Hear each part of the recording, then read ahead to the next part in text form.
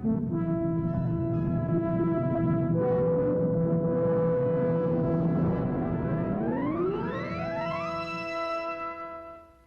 everyone, it's the Kung Fu Genius, aka Alex Richter. If you're listening to us on audio only, I'd appreciate you reviewing and rating the podcast wherever you listen to it. And if you're watching us on YouTube, of course, if you like what I do here, don't forget to subscribe to the Kung Fu Genius and hit that bell for notifications.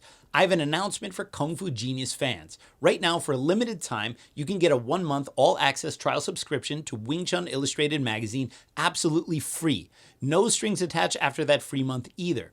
Go to WCInewsstand.com to register in the upper right corner. Fill in your email and password and use the code KFGTRIAL to get 1 month free access to all the issues published from 2011 to the current issue. How cool is that? All the issues. And if you want that information again, it's in the description below. And with that, let's get started. All right, peeps. On today's episode of the Kung Fu Genius, the genius will speak again with Bruce Lee and bodybuilding expert John Little. Lots of gems, lots of interstitial water weight, lots of rusty old Marcy Machines in the basement. Let's get to it.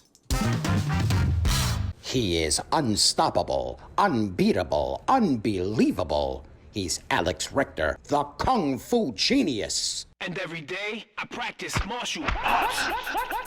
Watch out! Word is, I'm a Kung Fu genius. Practiced all day like a genius.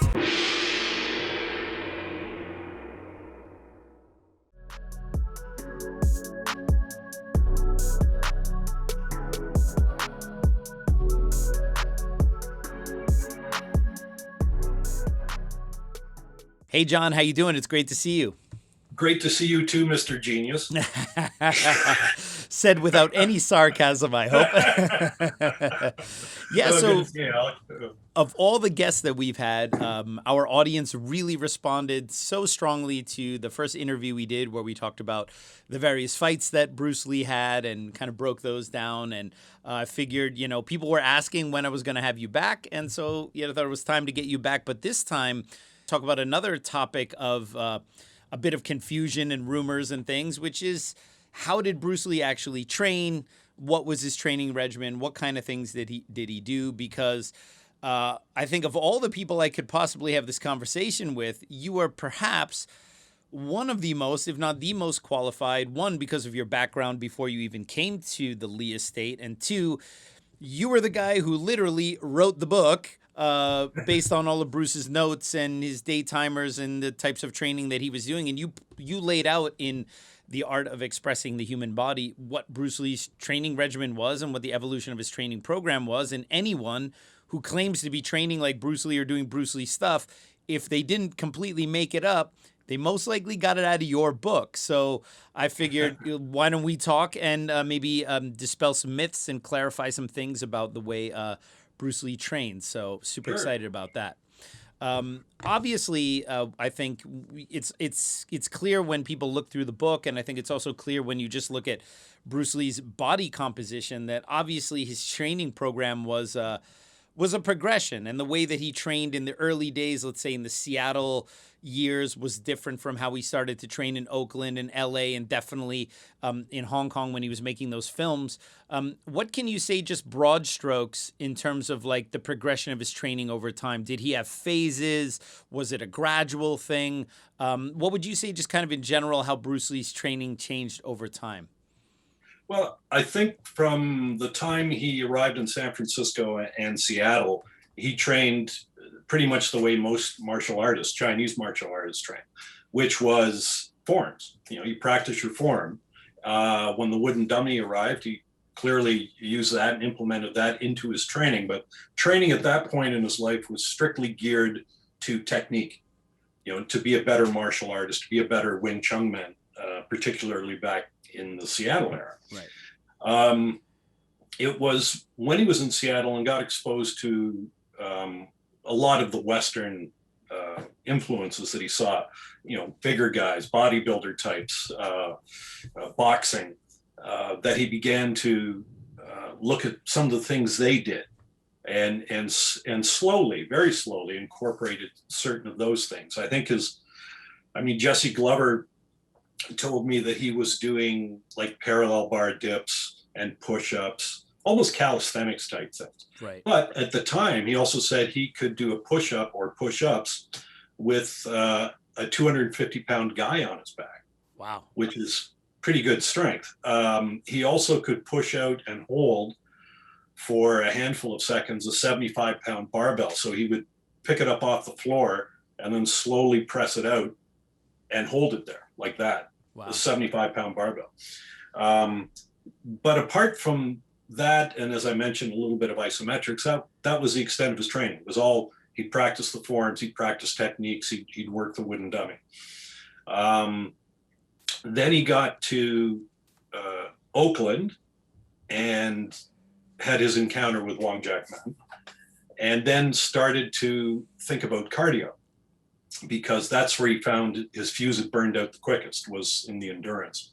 But his cardio at the time was largely skipping. So he'd do a lot of skipping. I don't know if he had a stationary bike at that point. I don't think he did. Certainly Alan Joe and James Lee were into weight training. So he probably dabbled a little bit in that to strengthen himself, but not anything like when he went to LA. And then once he was in LA, of course, he was very, what's the word? I get impressed would be the simplest way, with the training of the boxers, people like Sugar Ray Robinson, Muhammad Ali. And so he then started, well, Mito Uehara told me that Bruce wasn't running until Mito, another fellow who claims, to have taught Bruce something. Who hasn't at this point? Yeah, exactly. But he said that Bruce was doing skipping and bicycle riding. And Mito, who was 12 years older than Bruce, said, jogging, which around 1970, jogging became popular, I think, with Kenneth Cooper's books. But a little before that, I guess it was on the ascendant. More people were doing it. Boxers certainly were doing it. And so Bruce started jogging. And that became something that stayed with him his entire life thereafter. It was also in Los Angeles where he did a regimented weight training program, 3 days a week. And then his martial arts training was done, of course, constantly, but it too changed. It went from exclusively, in terms of apparatus, working out on a wooden dummy to more of what boxers used: heavy bag, top and bottom bag. Still used the square bag. I forget. The wall bag, yeah. Yeah, the wall bag. And according to Mito, again, he had 3 of them. And one was sand and one was like BB pellets or something. And the last one was ball bearings. Wow. And one of his big jokes was to have, he'd hit one of them and tell the guy to hit the ball bearing one, and the guy's hand would be all hurt. And that was a source of great amusement to Bruce. But he apparently, when he hit the ball bearings, he had a glove that he used when he did it. But that stayed with his training too. And then, of course, there was the flexibility training, because now he was starting to kick above the waist. Well, not starting, but he was trying to enhance that function. So he had the wall pulley for pulling the leg up over the head, stretch before every class that he had in his backyard with the students. Still did isometrics. And of course, as part of his weight training routine, he hurt his back I think it was 1970. He'd hurt his back doing good mornings with essentially what was his body weight, right. 135 pounds, bending over at the waist. And then he got laid off, or he was laid off from any serious training for about 6 months. I remember Ted Wong telling me that, the backyard footage that is making the rounds on the internet of Bruce working out, he said that was just after his back problem. Like, he was just starting to come back into training again. Oh, interesting. So, yeah. So I've heard, some people say, oh, I saw him hit the heavy bag and I wasn't impressed. And well, he's coming off a back injury, right, to begin with. And to me, the hitting the heavy bag was not unimpressive. Yeah. But there's people that like to dismiss things just for the controversial nature of dismissing them. Yeah, so, of course. But yeah, so that was his training. And then when he went to Hong Kong, he had a couple of walls knocked out in a sound stage, which became his office. but it also was basically his weight room. So you've seen the pictures of the barbell set in there. Right. And then in January of 73, Herb Jackson had set up the Marcy circuit trainer. So he got that just before the cameras rolled on Enter the Dragon, and used that pretty much daily in addition to his running and martial arts training. Got it. And we'll talk a little bit more about the Marcy circuit trainer in a bit, but I wanted to just bring up the fact that you were in possession of Bruce Lee's famous Marcy circuit trainer for a while. Did you get it? I heard that after Bruce passed, it got donated to like the school. LaSalle, yeah. To LaSalle, right? And then you got it from LaSalle. What, they were just trying to get rid of it, or how it was a weird situation. I was had started to do the books on Bruce, but contrary to what a lot of people think, advances on books aren't very much. And the advance that I had was carved up 3 ways, so it was even less. So I didn't have a lot of money, but I was really curious about what did he do on that machine, and nobody seemed to know. So I thought, well, I'd like to see a picture of it, because I in the first article on Bruce that I read in in Fighting Stars magazine, it said he had a college-sized gymnasium in his house. Bob Wall had told me it was a universal machine that Bruce had. And Herb Jackson said, no, it was a Marcy circuit trainer.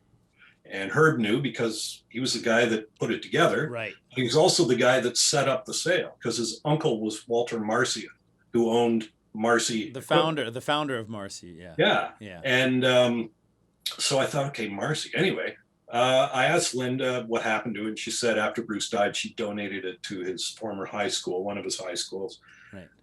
And that's the last she knew of it. So, this is back in the days when you used faxes rather than emails. So most of our audience won't know what that is. No, they won't understand that. But I got the address or the fax number of LaSalle somehow, and I just sent a letter of inquiry. And I just said, who I am, and I'm researching this book on Bruce's training, and I understand that his widow had donated his exercise machine to the school. And would it be possible for them to take a picture of it and send it to me so I'd have some idea of what it looked like, what exercises he could do on it? And 3 or 4 days went by, I didn't hear anything, and then I got a fax back, and it said, Mr. Little, we apologize to say that the machine was disassembled owing to renovations we were doing several years ago, and it's in our basement. And in fact, so we can't give you a picture. So I don't know why, but I faxed back and said, because it struck me that they didn't really place much significance on it if they were allowing it to rust out in the basement. Sure. And I said, well, if you ever put it together or ever want to get rid of it, keep me in mind, and that was it. And I got a fax back that said, oh, you're welcome to have it if you want to pay the shipping. Wow. And I was like, oh my God. So, this is incredible, so I immediately checked out what the cost would be to ship it from Hong Kong to California, which is where I was living. And the word came back from a shipping company that it was going to be in the neighborhood of about $1,700. Okay. And I didn't have it. And so I was, and that night when I got the fax, Ted Wong came over. And as was his wont, he would pop by and we'd go through Bruce's notes together, and he'd tell me stuff until like 4 a.m, and then I'd have to wake up and go to work. But anyway, I said, check this out, Ted, because you were there when they put this together. He goes, oh yeah, Marcy circuit trainer, Herb put that together. And he looked at it and he said, well, are you going to get it? I said, no, I don't have the money. He goes, well, I'll give you the money. He goes, Bruce would want you to have it. Wow. And I didn't have the moral fortitude to deny him at that point, because I told him, I said, Ted, I'm not going to be able to pay back, for a while. Right. He said, no, it's fine. So Ted cut the check. Unbelievable. And, I worked out the details with the shipping company, and I'll never forget, I think I still have photos somewhere, that, I was tracking its progress across the ocean. And then this big truck rolled into my driveway at about 9 o'clock at night. And waiting there at the truck to receive it were Herb Jackson and Ted Wong, the two guys that were there when it arrived in Hong Kong from California. Incredible. And they put it together. And as it was coming together before my eyes was when the magic washed over me, because it was like, wow, and then seeing, there's Herb, the guy who put it together for Bruce, Ted, who was there, when Bruce got the machine, and there's the machine. So it was like full circle, doing it again. And and it was incredible. So that was how I got the Marcy circuit machine. Sadly, I had to, when I left Idaho, again, there hadn't been much money coming in from the books at that point. So I just couldn't afford to bring it, because it was like, it was 2,500 pounds. So to ship it. So I ended up selling it. But in all candor, by that point, the novelty had kind of eroded a little bit. Right. Because I'd had it for 4 years, trained on it for 4 years. Right. And it was Bruce's machine, yes, but it had been used by hundreds of students since Bruce's death and the time I got it. Right. So I'm curious, anyway, when it was I'm rationalizing it because I do miss it, but right. I didn't have a choice. Yeah. So. I'm curious, when it was at La Salle, did they have a sign there in the gym like, hey, this used to be Bruce Lee's circuit trainer, or was it literally just some gym equipment in the room? I think that's what it was. I don't think there was any special attention paid to it. Wow. A couple of pieces of the machine didn't make it across the pond either. There's a little stool that Bruce would sit on to do his overhead presses. That was gone. The base pad for the isometric rack was gone. A lot of the pins for the machine were gone. 2 out of the 4 cable handles, which were metal with revolving plastic grips. Right. 50% of those were gone. Right. But still, it was, 95% of it was fully intact. So. Right. Interesting. Speaking of isometrics, obviously Bruce Lee was a huge proponent of isometrics. Isometrics are part and parcel to a lot of traditional Chinese martial arts, but he seemed to have really performed a lot of isometric exercises, not just in the early days, but even as he started to get into strength training. It seems like he did not give up doing isometrics. I remember seeing one of my good friends, Dr. Kenneth J. He recently got that same device where you see Bruce, he's right next to Brandon. He's wearing a tank top, and it has like it almost looks like a little flat platform that I assume you stand on, and then it's got a chain and the handle there. Was that something that I don't, obviously getting into the weeds about how he would do stuff, would he do the isometric training in a normal training session? Would he do isometrics separately? What can you say about how he would train isometrics, if you have anything to say about that? I know that in the 60s he did them on their own. Like it was just almost, and it was encouraged at the time, like publications like Strength and Health and Bob Hoffman's publications, which sold and strongly advocated isometric work, but they sold the rack that Bruce had, the power rack. They advocated daily use. And it was usually done, each exercise was done in usually 3 positions, although the rack was set up so you could do it in several positions, like 8 or 9 positions. And then you would essentially do 3 sets. You push into it at about 15% as a warm up, and then you'd push into it at about 50 or 60%. And then by the 3rd or 4th round, it was 100%, hard as you could go for about 12 seconds. And that was it. Then you'd select a different exercise to do. And you did about 6 or 7 exercises. Bruce used to do it daily for his forearms. You've seen that picture probably where he has the pad over the bar. He's kind of lifting up on the bar. Yeah. And that's from, to improve his Wing Chun technique. Sure. The sort of the forward energy and that kind of pushing. So he did do that. I was surprised to see pictures, and anyone can see them. It's in the well-known video that was shot the day before his funeral at his house, that he had an apparatus that would hook onto the isometric rack on the Marcy machine, by which he could hang upside down. So it was like an inversion bench for his back. I remember when I worked at the estate, and one of the trunks was the thing that he hung over the bar. I didn't know what the hell it was. Wow. You know, I remember asking Linda, so what's this? She said, oh, that was for his back. And I was trying to figure out what, like there's no springs, no nothing to provide resistance to strengthen the back, but that wasn't what it was for. It was, he would get into it, harness himself in, and then hang upside down. Wow. So he used the isometric rack in Hong Kong as well, but I think he used it mainly for therapeutic purposes. Right. Because he's still at that point still recovering from that horrific back injury. And now, obviously, a lot has been talked about that. Bruce did those good mornings, which, like you mentioned, is essentially you have a bar, you have a loaded bar on your back, and you're basically bowing forward at the waist and then standing straight up. I don't know, besides there being speculation that Bruce was training this for some reasons of maybe fighting a certain type of opponent. It's a bit conspiratorial. I don't want to get into that yet. I mean, so what good use do you think an exercise you're also someone who does strength training and you've written books on it. Is the good morning a useful exercise? Would you recommend this exercise to people who are on a strength training routine?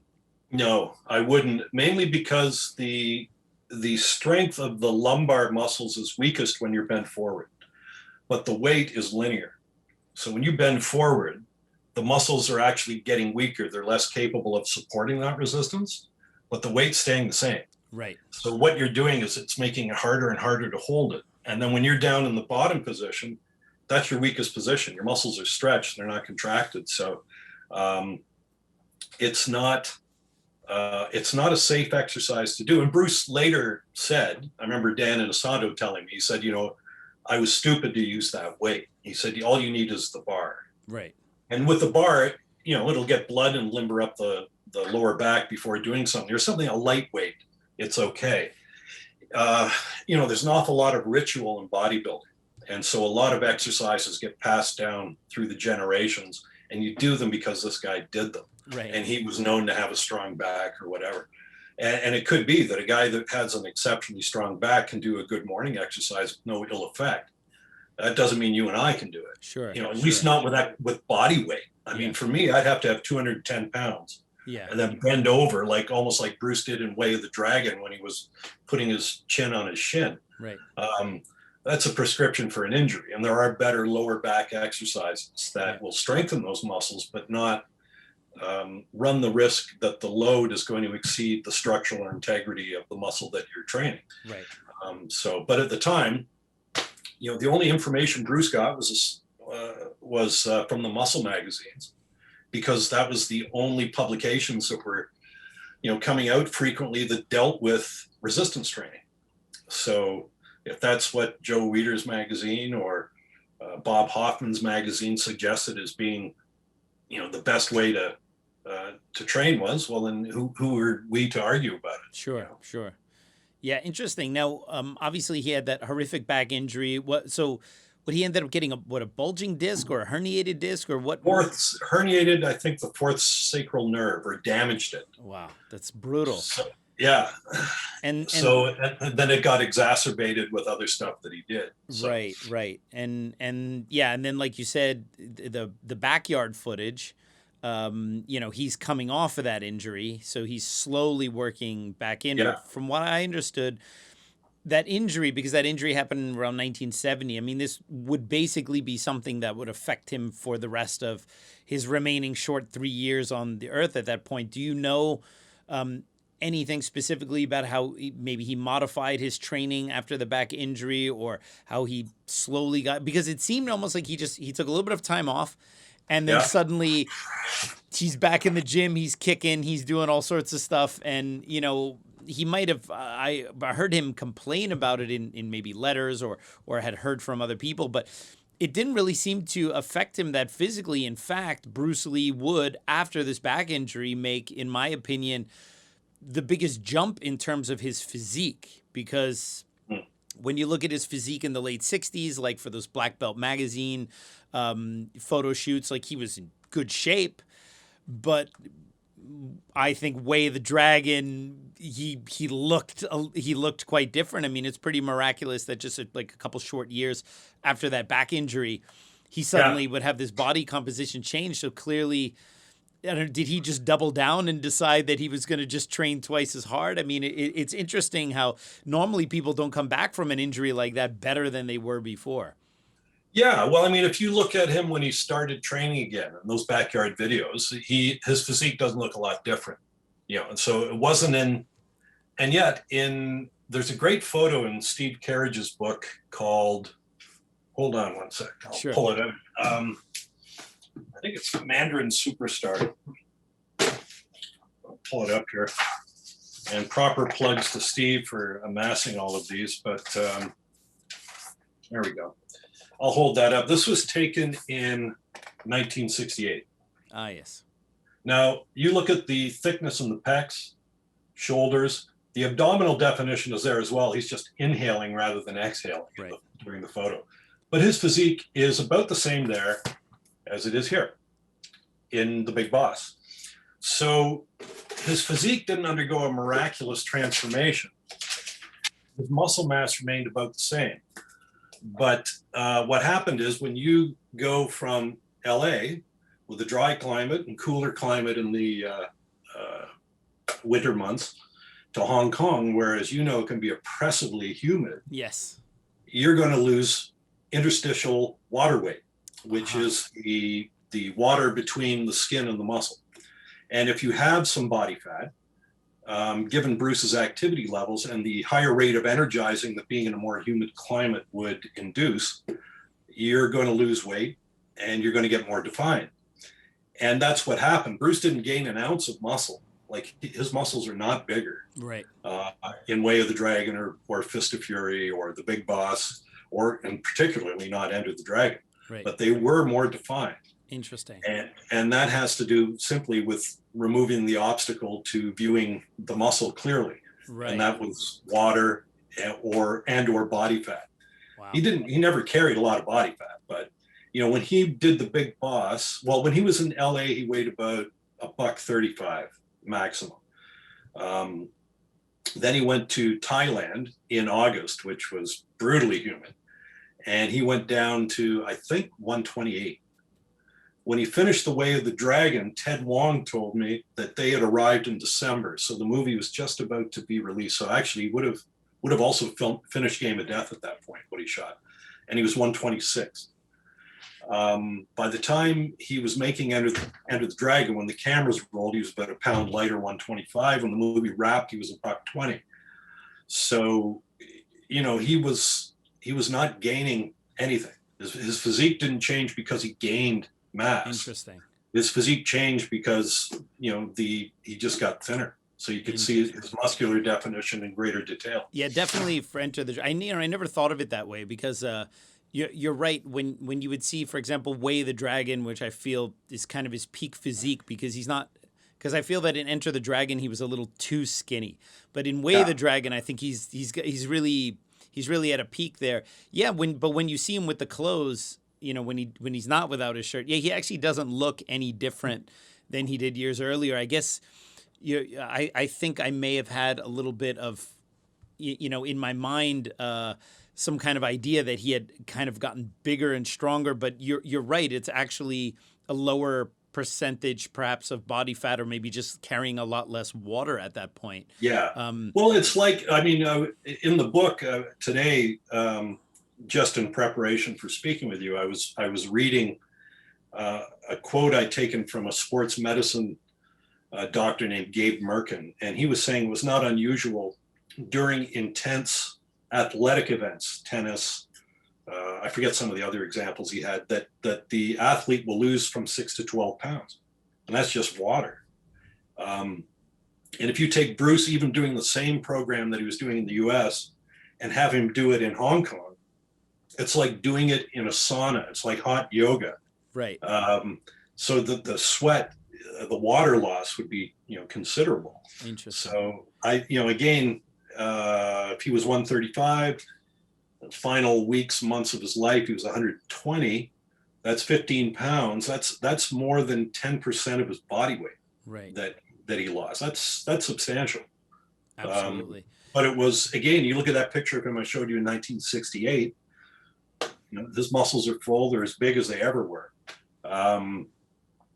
But he was fit. He then would be 15 pounds lighter.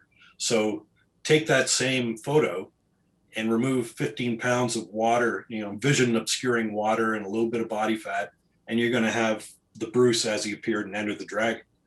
So wow, interesting. I never thought of it that way. Wow, that's fascinating. It's funny now I think about my own personal experience because I travel to Hong Kong pretty regularly. When I'm in Hong Kong, I also train martial arts. I'm very active. I do lots of exercise, but I eat like a horse when I'm in Hong Kong because the food is so good. yeah, But I always lose weight when I'm in Hong Kong.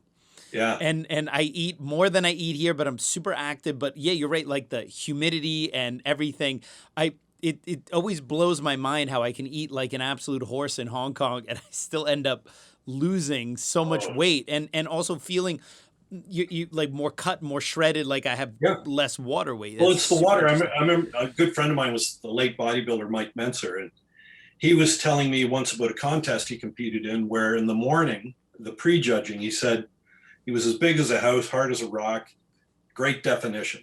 And he won the pre-judging. And in bodybuilding scoring, you have the pre-judging and the judging, which is usually in the evening. So in between the pre-judging and the judging, he went out and scarfed down 5 pancakes of syrup, orange juice. And he said, when he went on stage for the finals, he said, I had no definition whatsoever because the fluid levels now filled in the muscle definition. Right. And that's common in bodybuilding competition. Your how you deal with your water is a biggie. And for Bruce Lee to lose 15 pounds, he didn't have a lot of body fat to lose. And when you look at the composition of muscle, it's about 76% water. The composition of body fat can be anywhere from 3 to 10%. So it's obvious where that water loss was coming from. It would have been from the muscles. And people that saw Bruce in the last,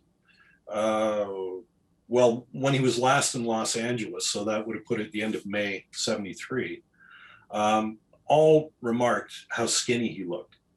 Like in Enter the Dragon, he looks ripped and he looks fabulous, but the camera adds 10 pounds. So now he's back up to 130 pounds visually to you and I watching the film. But to those that knew him, it was like, whoa, what's happened to you? Sure. He was 120, but they said, he took his shirt off and it was like, holy crap. Right. You see all sorts of definition, but that I think is just simply the ridding of interstitial water in the body as a result of living in a very humid climate and how the body adapts to it. Sure. And I presume was he also, because after the Wong Jack Man fight, he made cardio more of a priority. I don't remember during the Hong Kong period, because I know obviously he was doing a lot of strength training to look tight for those films.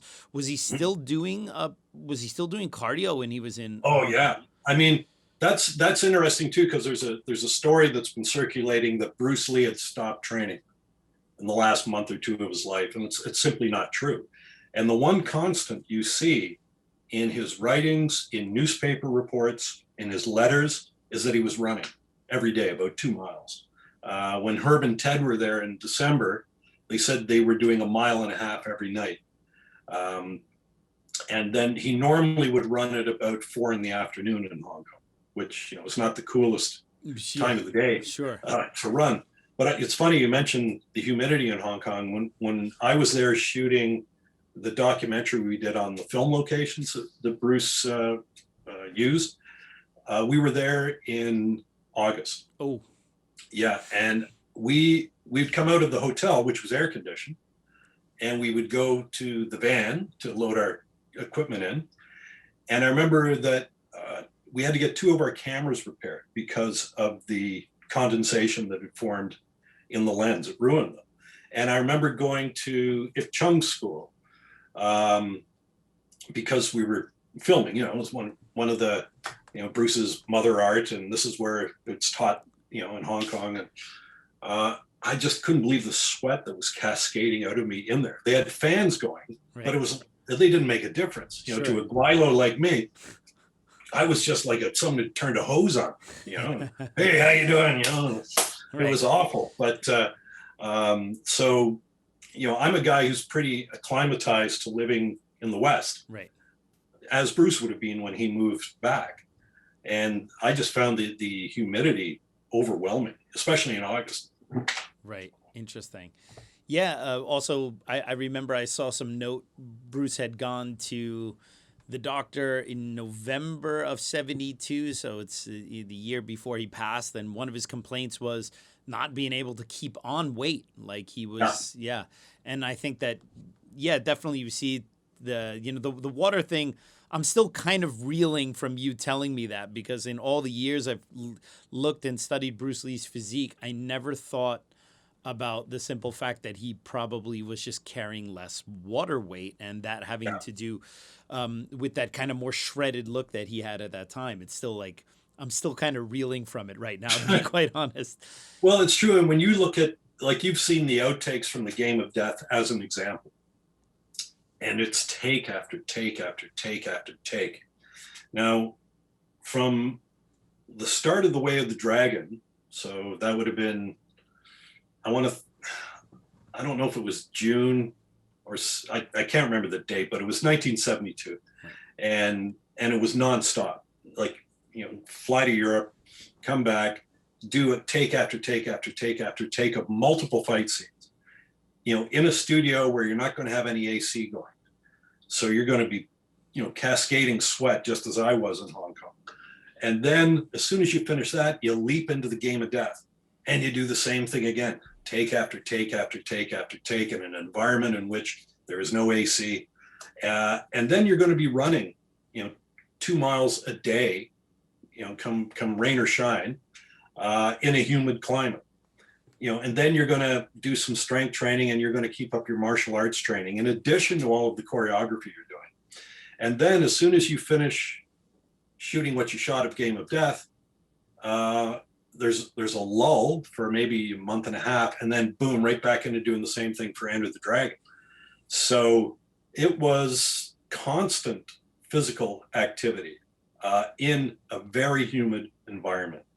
And that's why you saw him get ripped. I know that there are some cynics that have come out over the years and said, oh, he was on diuretics. He didn't need them. Right.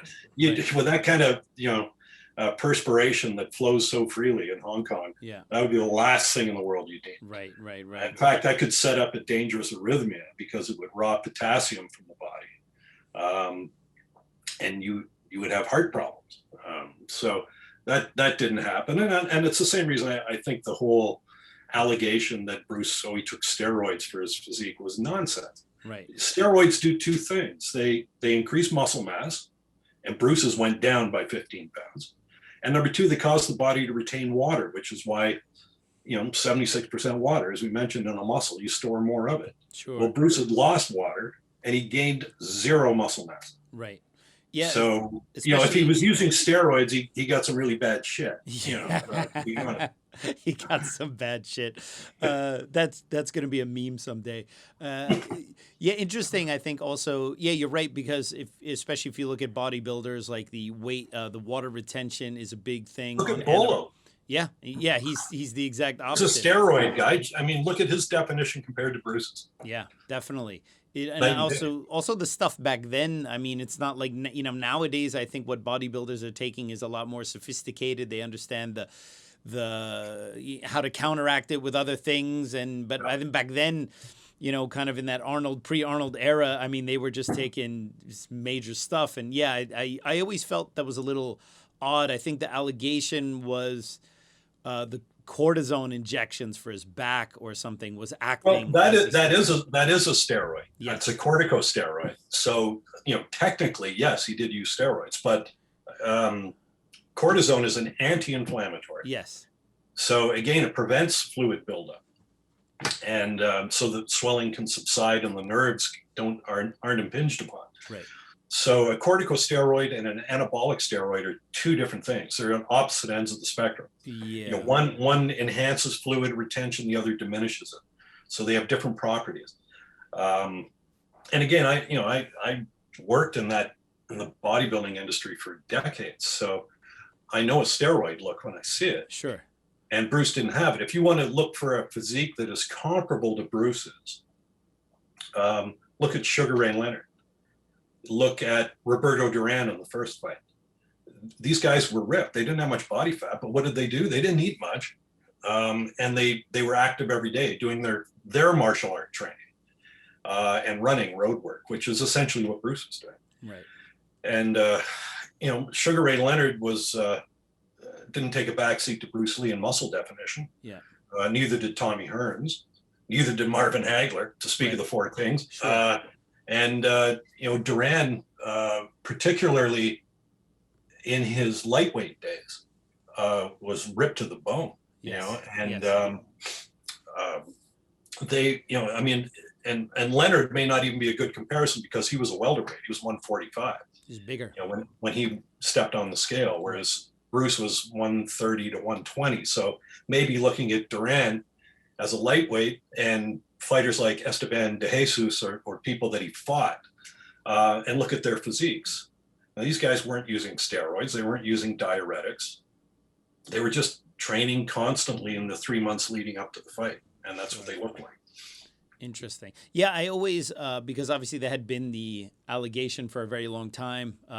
There was a book that came out in the 90s. I remember reading it as a teenager and, being a Bruce Lee fan my whole life and then just reading that book and, Bruce was taking these steroids and doing this and doing that. And I just remember it simultaneously making me very angry and very upset, but then thinking I once had a shoulder injury many years ago and the doctor had to give me a cortisone injection. He gave me one. And then I was thinking wait, am I taking steroids now? Because this is what genius is on the juice. Yeah, the genius is on the juice because I had a cortisone shot in my shoulder in the early 2000s, and I was still waiting to see all those Bruce Lee muscles come afterwards, right? And then I was wait a minute. No, I mean Bruce's muscles stayed the same. They just were more defined. What were you saying? You said something that triggered something I wanted to mention, and now it's gone. But I'm sure it'll come back. About what? About the cortisone and the Oh no, the book. The book you were reading. I know the one you're reading. Yes. And the thing for me was initially when I was reading it, there were a lot of assertions but no evidence. Yes. There wasn't a picture of a prescription or something. Right. Not that I care, really. Yes. I mean, if someone could prove to me and say, here's a photo of Bruce taking Dianabol. Yes. It wasn't illegal in the 70s at all. It didn't acquire a stigma or become illegal until 1988 after Ben Johnson. So if that was the case, then here's a guy who has sat down and looked at the endocrine system of the body and figured out how exogenous compounds can enhance muscle development and athletic performance and opted to go that route. That puts him ahead of the curve because now every athlete does it. Right. So if it was categorically established that he used anabolic steroids for that purpose, I'd be, wow. I mean, who was thinking that way back in 1970? Sure. But the reality is there's no evidence that has ever come forth for it. And B, the physical evidence is wanting. And the thing that made me particularly skeptical when I read the book was that the author claimed that Bruce the reason he wore a tracksuit in Game of Death was because he was off the juice. Yeah, and he was gaunt and had, he was he had no muscles or something, right? His muscles were gone. Right. And that's why he didn't appear bare-chested in the movie. And the tracksuit hung on him like a dish rag, I believe was the statement. And I looked at photos that were taken in and around Game of Death. Bruce is in his best condition. Yeah. There's a shot of him on the set with his track top down and tied. Yes. He looks exactly the same as he did in almost an Enter the Dragon, certainly Way of the Dragon. Yeah. The shots outside in the countryside with Dan Inosanto and Nunjai and some of those other guys that Bruce had in his crew, Bruce's shirt is off. He's got the nunchucks out. Yeah, where he's in Sai Kung with the high heel boots. Yeah, and he's ripped to the bone. Yes. That famous shot. I have it up on the wall, but with him with the medallion outside the Golden Harvest soundstage, Game of Death. So he clearly didn't lose any muscle. If you look at the film, the tracksuit isn't hanging off him like a dish rag. It's skin tight. Yeah. So if that was, then I put everything in that category. It's like, oh, he took steroids and then he was off them and all his muscles went away. And so he had to cover up. And it's like, no, his physique might've been at its all-time best in Game of Death. Sure. And the reason he wore a tracksuit was not to cover up his body. Right. Yeah, it was more of a symbolic statement about Bruce's forearms because he had that track suit was rolled up when he's using the nut. You see his forearms. For me, like Bruce Lee's Game of Death forearms that's like peak forearm right there. Those were incredible. Well, his physique was phenomenal, and I mean, there's pictures of him on the set doing thumbs only push-ups, V-sits. This is not a guy that was wanting for strength. Right. He was off cycle. That's why he could do the thumb push-ups and all that stuff, right? Yeah. I mean, normally if you said he had to take steroids to do that, you have an argument. Right. But to say that he was weak, muscles had all gone away, and there he is doing thumbs only push-ups, V-sits, and displaying a muscularity that is second perhaps to only Enter the Dragon. Right. Puts the lie to that. Interesting. So we've talked a lot about the evolution of his training program and, different little things that people have discussed before. I want to actually talk about some of the specific exercises that he did, things that he liked, that helped him develop his famous physique. But before, I want to ask you one more Bruce Lee rumor question, which was the fact that he supposedly drank cow's blood when he was. Now that rumor is really big in Hong Kong. Even one of my Kung Fu Sibaks, he doesn't speak a lick of English. He's like, he told me in Cantonese, Bruce Lee, he drank cow's blood. And it was so matter of factly, and I was like, well, I don't think so, but it has actually come up, and Linda Lee had addressed it. What do you know about that supposed rumor?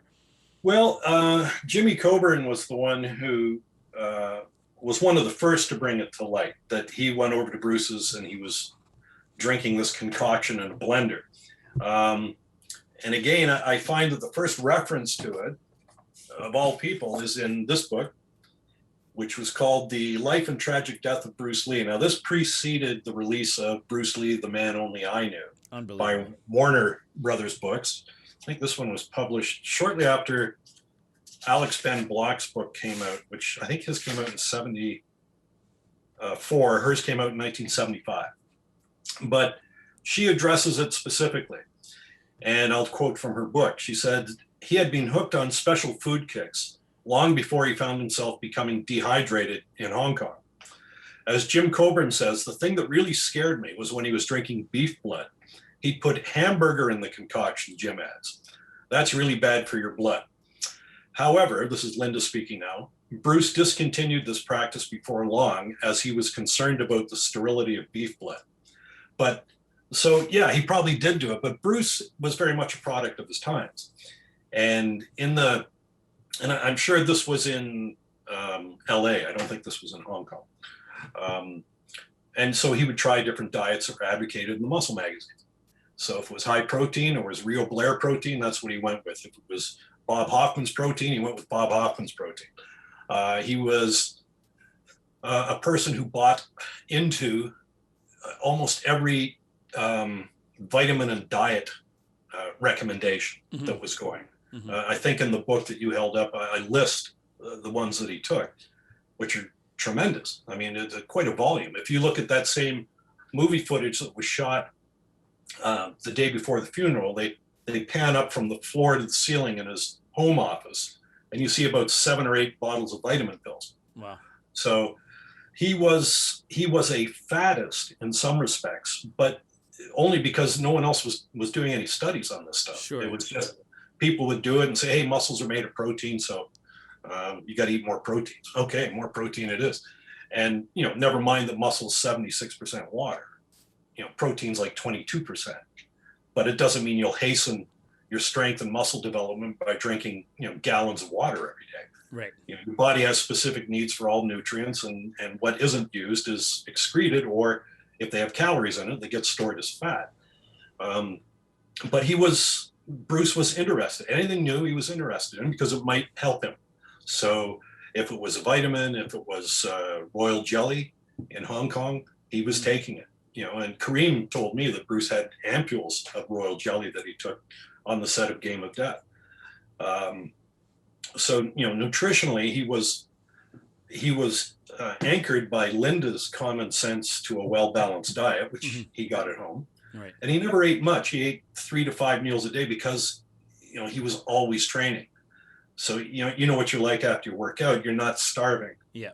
If you wait an hour or two, then you are starving. Yes. But he would just eat intermittently throughout the day, and he'd have a thermos with a protein or a juice drink or a tea. He had tea with him with honey on the set of Enter the Dragon. Yeah, you see him. He's got that thermos. He's got that thermos with him in all the behind-the-scenes shots. Yeah. Yeah, that's tea and honey. That's what he would drink.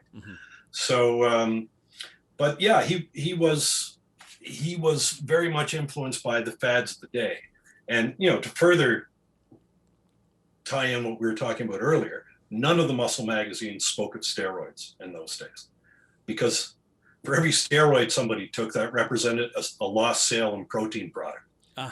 So, the reason the bodybuilders got big muscles, Joe Weider's protein tablets, and that was how it was marketed.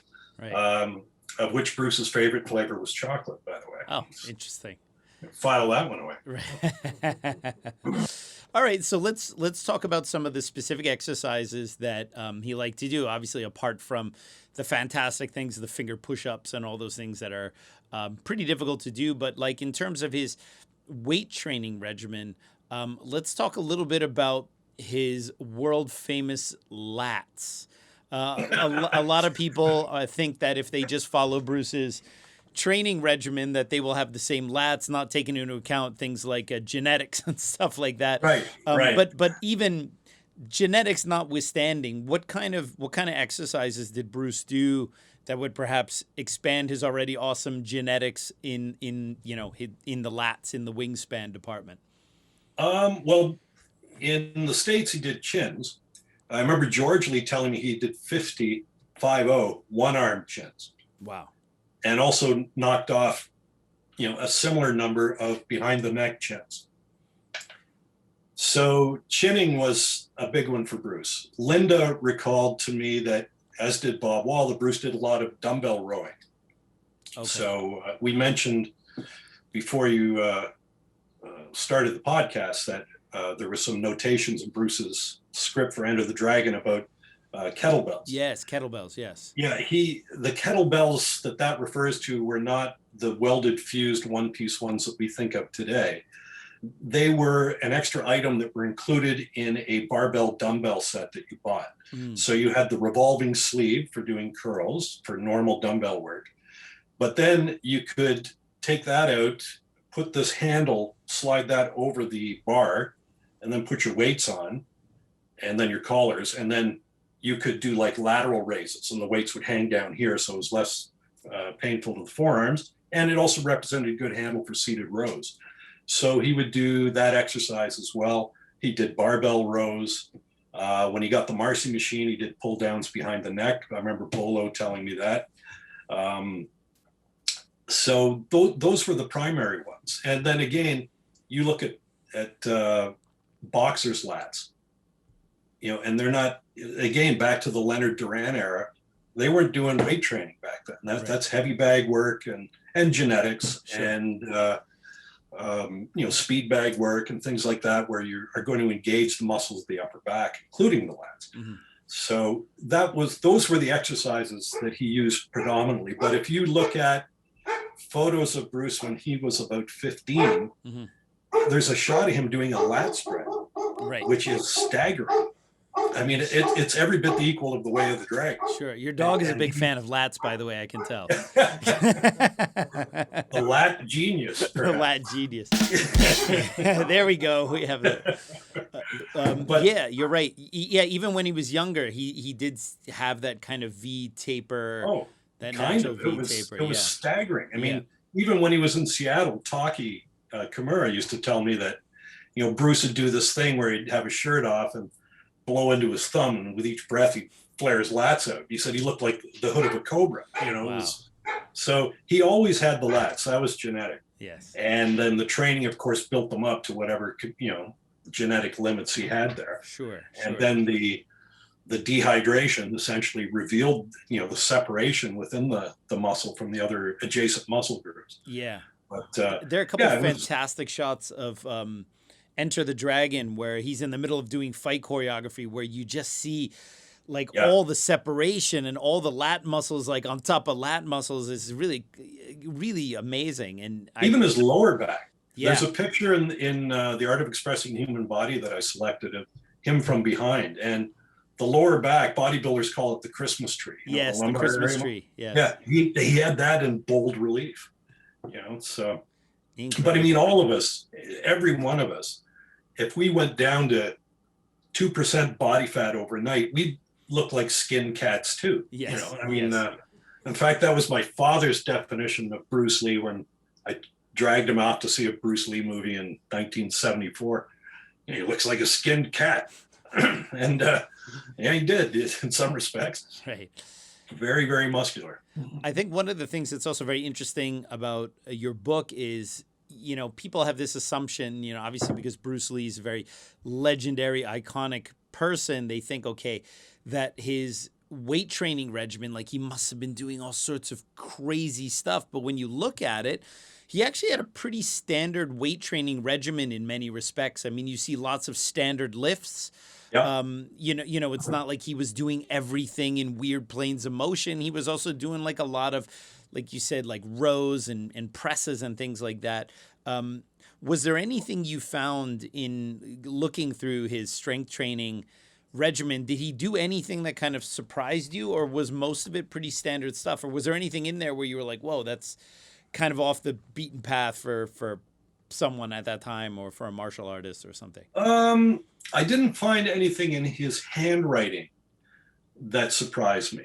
And again, most of his knowledge was plucked from, you know, bodybuilding publications and of the day. So no surprises there. They were pretty standard, 3 days a week. Mm-hmm. His sets were low. I think I'm just looking at a paper here. 2 sets normally. Interesting. Of an exercise of, let's see. Well, for example, prior to hurting his back, he was doing a clean and press, a squat, pullover, bench press, good mornings, and curl. So the reps varied. Usually there were 8 reps, the squat was 12. After he hurt his back, the good mornings were out. Right. But he did clean and press 4 sets of, looks like he started with 4 reps and then topped out at 6. Interesting. Squat, 4 sets at 6. Bench press, 4 sets of 5. I know that. Yeah, I was going to say, what do you make of the low reps? I mean, normally for people who are going for hypertrophy, they're generally going for slightly higher reps, and generally strength training is lower reps, but I think maybe with much higher weight. I mean, do you have any critiques of his training program? Do you think he could have done things better, or what? I mean, obviously the results are in, but still. Well, we all have our opinions. Yeah, right? we all have our opinions, right? But so my opinion on what Bruce Lee, should have done. Sure. To be greatest. Well, let me tell you what you should do. Right? Yeah. Probably a silly thing for me to even speculate on. So his training was part and parcel of the man. So that's what he did. Whether or not, I would recommend it as a trainer now to people, that's a different question. But it's also, I'm sure your viewers have no interest whatsoever in my opinion. The important thing is, from a historical perspective, is what did Bruce do? What did he believe in? And then you make your own decision on it, right? But the only thing that surprised me, one of his students told me that particularly once he got the Marcy machine with the various pulleys, that he would do all sorts of different angles with his training. So, for uppercuts, it'd be the low pulley, and then cross body punching and blocking. And he was also, Linda told me too, he was not into, no, sorry, it was Mito. Mito Ihara said that Bruce did not want to build big muscles. It was not, he said, and his belief at the time was it would make it very difficult to defend the solar plexus. He said a guy with big pecs, big lats, is going to have trouble coming across with the speed he's going to need to deflect a blow. So, Sure. And he told Mito, he said, anytime I see a guy with big pecs and big lats, he's a target. He said, I know exactly where I'm going to hit the guy. So he didn't want big muscle mass at all. But he, you know, later, especially when he got into film, I think he recognized that muscular definition looked pretty good on the big screen. So sure. He was good with that. But yeah, his training, there was nothing really surprising in it, particularly the resistance training. It was not done like his martial arts training, for the simple fact that when you exhaust more and more fibers, you need more time to recover before you hit them again. Right. So it was the standard 3 days a week program, you know, and it would vary. Looking at my notes, he trained Tuesdays, Thursdays, and Saturdays with weights. Mm-hmm. And his program was basically the same one that he prescribed to his students. Kareem Abdul-Jabbar told me that Bruce put him on 2 sets of 12 reps, basically, of the same thing. But the running was the constant that he did when he was with Bruce. You know, so he would do strength training as he felt he needed it, both Kareem and Bruce, but running and endurance were the biggies. Ted Wong told me that Bruce put him on the same program, about 6 or 7 exercises, 2 sets, 8 to 12 reps. And he said he gained 15 pounds in a month doing that of muscle. So it was an effective program. Worked for Bruce, worked for Ted, worked for Kareem. Right.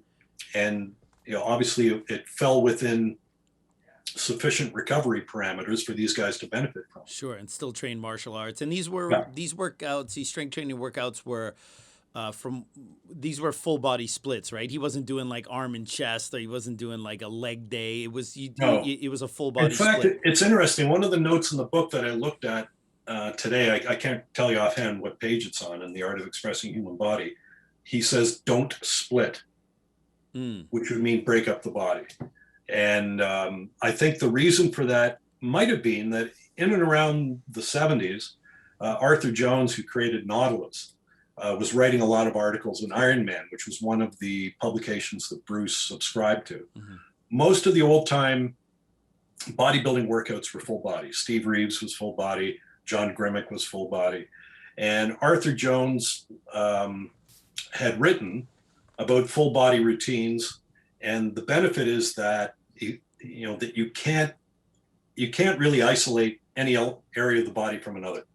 He said it's like trying to feed one part of your body only. Right. You know, when you work your arms with a standing barbell curl, you're also working your lower back. You're working your abs to stabilize the spine, legs for balance, and doing bent over rows. You're still working your hips, your glutes, your hamstrings.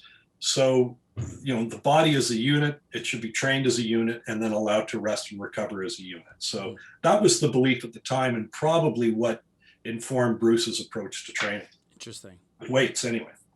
So I came across a video on YouTube. I spent about 30 seconds watching it before I turned it off. And it was one of these, I trained like Bruce Lee for a year and it almost killed me. And like within the opening, the guy never shows his head, which is suspicious.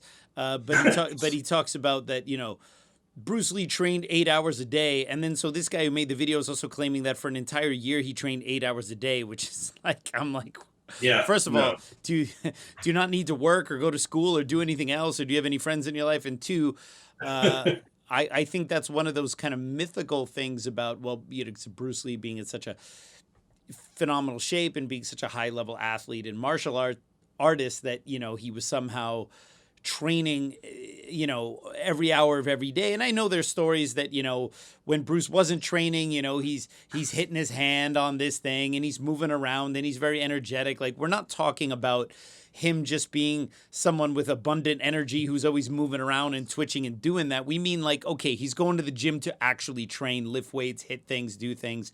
What, Yes. how much time on average, and I know that it, varied from LA and Hong Kong and stuff like that, but about how much time was Bruce Lee training a week on strength training, martial arts training, and how was he breaking that up? Well, again, looking at his notes, in Hong Kong, he was quoted as saying that he trained 2 hours a day. Was that 7 days or 5 days every day or? 6 days, I think. Sundays, I have no evidence that he worked out at all. Okay. So I think he did take a full day off on a Sunday. He might have done some forearm or ab work, Sure. which seemed to be a daily thing for him.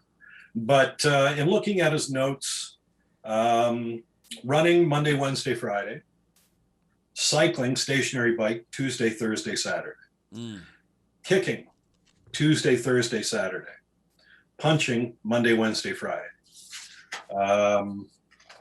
stretching every day. So he'd do that. Stomach and waist every day. Wow. Flexibility, as I mentioned, stretching every day. Weight training, Tuesday, Thursday, Friday. Tuesday, Thursday, Saturday. That was it. So it was, if he was doing a martial arts class at his home where he'd be training with his students, well, there's a couple hours. Sure. Right? His weight training routine, by my read of it, wouldn't have taken him more than 15 minutes. Wow. Maybe 20 minutes. And then his own personal development, his kicking. If you do 1,000 punches throughout the course of the day, and you didn't do them all at once, you might do 250 in the morning, another 250 in the afternoon, another 250 in the evening, and then the next day you do the same thing with his legs. When you tally up all the time of that, it was, I think I made a note of it. Maybe I didn't. Damn, no, I don't have it. But I do know that in the month of January 1968, he did 18,600 punches, not including heavy bag work. So Wow. that was what he trained. That's how he trained. 8 hours a day? No, Sure. no, not even close. It wasn't necessary. He would have to have thrown one punch and then lay down for 5-minute nap and then go up and throw another one to stretch it out to the 8 hours. So I suppose to kind of start to wrap things up here a little bit, there are obviously a lot of people who look at Bruce Lee for inspiration, and perhaps a lot of people who, look at him as a model of a physique that they might want to have. But we know that, a big thing with, I don't know if you agree with this, but obviously I feel that a big thing with physiques and things like that have to do with genetics and body types. Oh, absolutely. Yeah. Sometimes people, who are predisposed to, having, bigger pecs or bigger shoulders, or like that's what they are. And other people who are not, they're going to try, but they're going to fall short. What advice would you give to people who are maybe trying to follow in Bruce Lee's footsteps, in terms of like maybe curbing expectations that maybe they don't have the same body type? They can maybe still get a lot of benefit from training that way. Oh, yeah. But like, what would you tell people who are like, I'm going to train like Bruce Lee for 3 months and hopefully look like him at the end of that? Yeah, well, if it's cosmetic, meaning you want to look more like Bruce Lee did, his physique, that's strictly a matter of definition. So you don't even need to go to the gym for that. Just don't eat as much, and you'll see your muscles start to stand out in bold relief. I agree with you 100%. Genetics, I don't know if you can quantify it, but it is the prime determinant of how your muscles are going to appear. And one of the big indices is muscle fiber density. How many muscle fibers an individual has in a given muscle group, in a given inch of muscle group. So for example, in my biceps, I might have, pick a number, 100,000 muscle fibers, filaments. Arnold Schwarzenegger may have 300,000. So he and I both do a workout. We both effectively strengthen and increase the size of our muscles. His will always be 3 times bigger than mine. Certain muscle groups, and you see it with people. For example, you may have bigger delts, and because you have more fibers from deltoids than maybe I do or someone watching this does. Bruce Lee had it in the lats. He had it in the pecs. He had pretty thick pecs. And he also had a fair amount of fibers in his abdominals, which is why they stood out in ridges. There's a lot of people that get down to very low levels of body fat and they don't have a six pack, so to speak. They have a flat stomach, but they don't have the fiber density to develop the muscles there. Right. And you can't stimulate into growth fibers that don't exist. So everyone is different. Some people may have bigger forearm muscles. Other people might have more in the bicep, others more in the tricep, some in the legs. I have embarrassingly small calves. They look like something that would stick out of a bird's nest. And that's genetics. You know, my parents did not give me muscle fiber density in my calves. I know a guy who's a client of mine who's 68 and he has an 18.25-inch calf. He's never done anything for it. Right, right. That's genetics. So Bruce had genetics, which when he dieted down, or I shouldn't say dieted down, but when he dehydrated and lost sufficient interstitial water and what little body fat necessary to reveal his physique, looked the way he did. Very pronounced abs, very pronounced chest. But for someone else watching this, it may be other muscle groups, and that's okay. That's what makes you, you. You know, that's why your physique is going to stand out from someone else's. So, you know, train hard, get the benefit out of it, develop your body as best you can and as best your genetics will allow, and watch your diet to some degree so that what muscle you've built is at least observable, and you will look a lot better than you do presently. And I think that's the example Bruce set. Don't, you know, you're not going to become a clone of Bruce, you know, unless you have the same parents and the right genetic distribution as Bruce had. We don't have that. Sure. So we have to go by our own genes. Yeah. So it doesn't mean you can't build an impressive physique using Bruce's methods. Sure. It just means you're not going to look like he did. Right. Yeah, you have to pick the right parents, I suppose. You're exactly right. Yeah, exactly right. Great. Well, this was absolutely fascinating. I learned so much. I could talk about this all day, and I think we'll probably have to do this again on another Bruce Lee related topic at some point in the Anytime. future. Always Awesome. good talking to you, Alex, and your crew. Thank you so much for coming. Really appreciate it.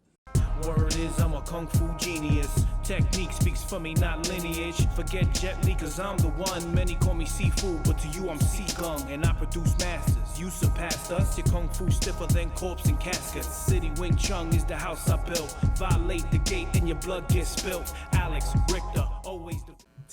Why you got an 86 me? Huh? You know what that means, 86. I know that.